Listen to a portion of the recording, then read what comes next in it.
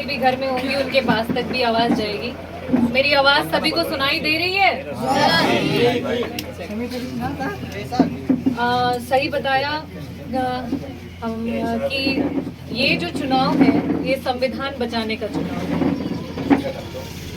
जिस तरीके की बातें अभी कस्बे में चल रही थी, क्योंकि मैं मानती हूँ कि मेरा परिवार यहीं से शुरू होता है। मैंने अपना चुनाव, जब मैं टिकट मिला था तो मैंने अपना प्रचार प्रसार यहीं से शुरू किया था। मेरी राजनीतिक जो जन्मभूमि है, अगर मछली शहर है तो उसका जो हृदय है वो कस्बा है, और ये मेरा परिवार है। तो मैं, बहुत सारी चीज़ें हैं, बहुत सारा कन्फ्यूजन भी है, तो मैं उसी पे बात करूंगी। और उसके बाद किस तरीके से हमें चुनाव में काम करना है, किस तरीके से राष्ट्रीय अध्यक्ष जी के कंधों को मजबूत करना है, प्रत्याशी को विजयी बना करके भेजना है, उसके बारे में बात करेंगे। देखिए, जब हम संविधान की बात करते हैं तो उसका जो सबसे बड़ा ढांचा है वो है लोकतंत्र। और लोकतंत्र में हर किसी को अधिकार होता है कि वो राजनीति में आ सकता है, चुनाव लड़ सकता है, टिकट की दावेदारी कर सकता है। जैसा कि मुन्ना भाई ने कहा, कई बार कस्बे के हमारे हितैषी परिवार के लोगों ने ये कहा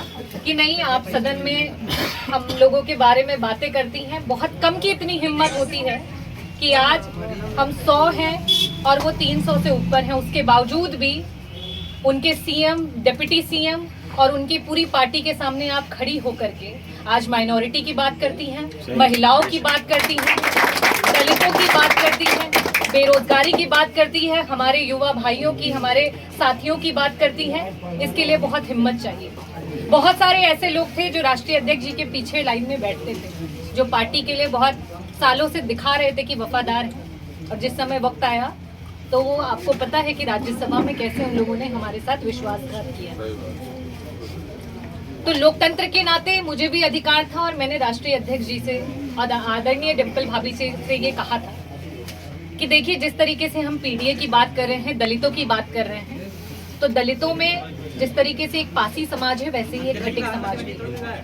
आज अगर हम अदर बैकवर्ड को जोड़ना चाहते हैं, दलितों को जोड़ना चाहते हैं, तो उसमें हमें जिसकी जितनी हिस्सेदारी उसकी उतनी भागीदारी की बात करनी पड़ेगी। और हमने कहा था कि 80 में से कम एक टिकट रागिनी सोनकर को नहीं, खटिक समाज के किसी एक व्यक्ति को आप अवश्य दे दीजिएगा। और ये बात इसलिए कही थी क्योंकि भारतीय जनता पार्टी ने 3 टिकट दी है इस समाज के लोगों को, उत्तर प्रदेश में, बाकी देश में भी दी, अलग अलग जगहों। तो जब ये बातें हुई तो इसमें ये निष्कर्ष निकला था कि अगर वहां से बीपी सरोज लड़ेंगे तो हम यहाँ से सरोज प्रत्याशी नहीं देंगे। और यहाँ तक कि सबको पता है, ये चर्चाएं चल रही थी कि बीपी सरोज जी का टिकट कटेगा क्योंकि उनका बहुत विरोध है। तो मेरे लड़ने की संभावना तो पहले से ही बहुत कम थी, क्योंकि ये संभावना थी कि बीपी सरोज जी चुनाव नहीं लड़ेंगे। मैंने अगर टिकट के लिए बात की थी तो सिर्फ अपने समाज के लिए कही थी, क्योंकि मैं पीडीए को मजबूत करना चाहती थी, राष्ट्रीय अध्यक्ष जी के कंधों को मजबूत करना चाहती थी, समाजवादी पार्टी को मजबूत करना चाहती थी। उसमें बाद में ये किसी कारणवश वो निष्कर्ष निकला कि जब 27 का चुनाव आएगा तब खटिक समाज को उसमें नंबर ऑफ सीट्स बढ़ाई जाएगी और भागीदारी को बढ़ाया जाएगा। उसमें बात हुई और वो वहीं खत्म हो गई। अब हमारे बीच में प्रत्याशी, अब हमारे बीच में चुनाव है, लेकिन इसको इस तरीके से बनाना कि इसमें कोई विरोध कर रहा है, कोई ऐसा है, कोई वैसा है। देखिए, आज एनडीए की सरकार क्या कर रही है। एनडीए की सरकार ये कर रही है कि हमसे पूछ रही है कि हम गद्दार, हम देशद्रोही हैं।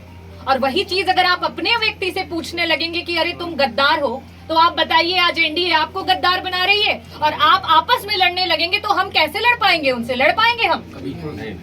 अगर आपके लिए कोई मजबूती से वहां खड़ा होकर लड़ाई कर रहा है और आप उसी से सवाल करने लगेंगे तो उसका क्या मनोबल नहीं टूटेगा? बिल्कुल टूटेगा। मैंने आप लोगों को अपना परिवार माना और हमेशा कहा, नगर निकाय चुनाव में एक एक दरवाजे, एक एक घर गए। हाँ, नगर निकाय चुनाव में अलग होता है, वहाँ आपके कई सारे व्यक्तिगत चीजें भी होती हैं, उसको मैं मानती हूँ। मेरे लिए भी नगर निकाय का ये पहला चुनाव था। आपको भी पता है कि राजनीति में ये मेरा पहला पड़ाव है और मैंने अभी 2 साल हुए हैं मेरी राजनीतिक करियर में। लेकिन आप लोगों को भी पता होगा कि पिछले वर्ष जिस समय ईद पड़ी थी, गर्मी से पूरी जनता बेहाल थी।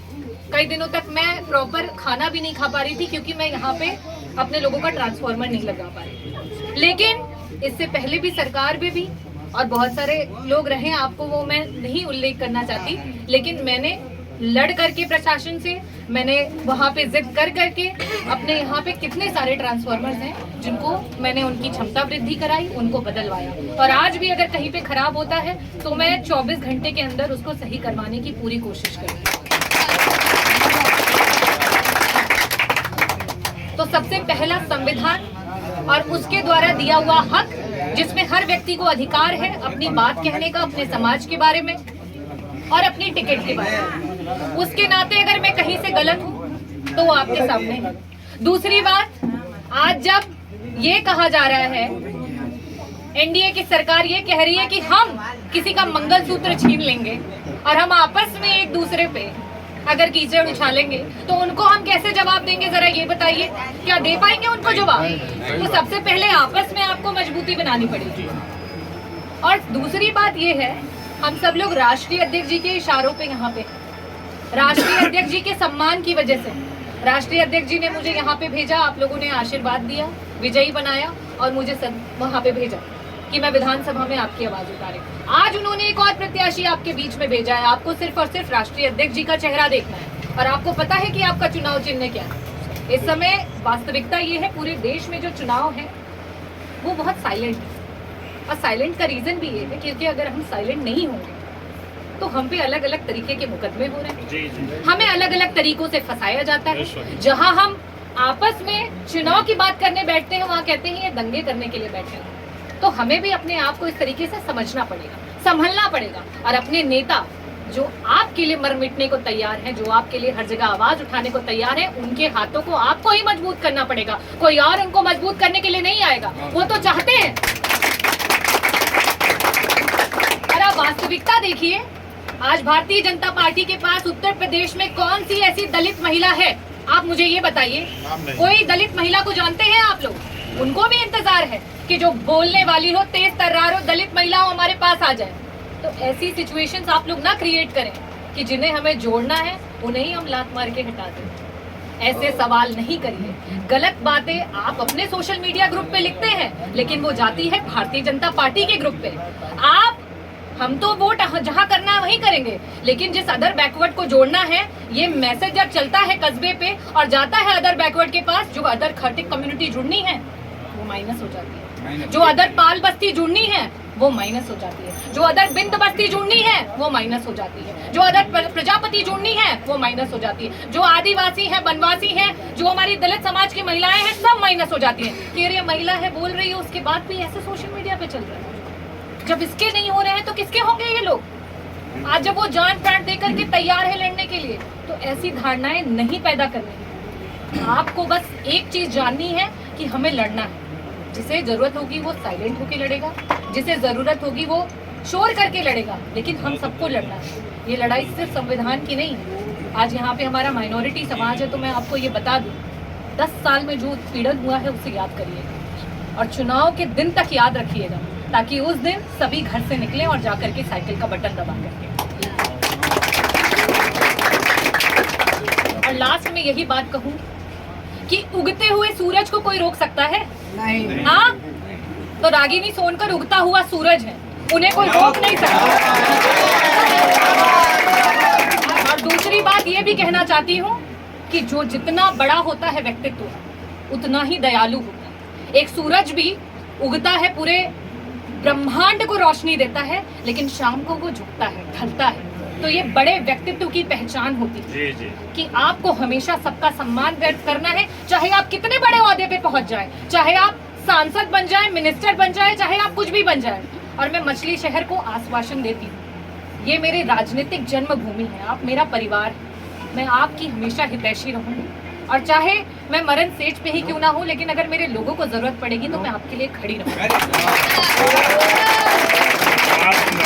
रागिनी सोनकर जिंदाबाद, जिंदाबाद, रागिनी सोनकर जिंदाबाद। और ये सिचुएशन सिर्फ एनडीए क्रिएट कर सकती है कि एक हिंदू का हाथ काट के और एक मुस्लिम का हाथ काट के देख लो कि दोनों का खून लाल है कि नहीं है। और ये सिर्फ भारतीय जनता पार्टी कर सकती है कि एक दलित का हाथ काट के देख लो और एक बैकवर्ड का हाथ काट के देख लो कि खून का रंग लाल है कि नहीं।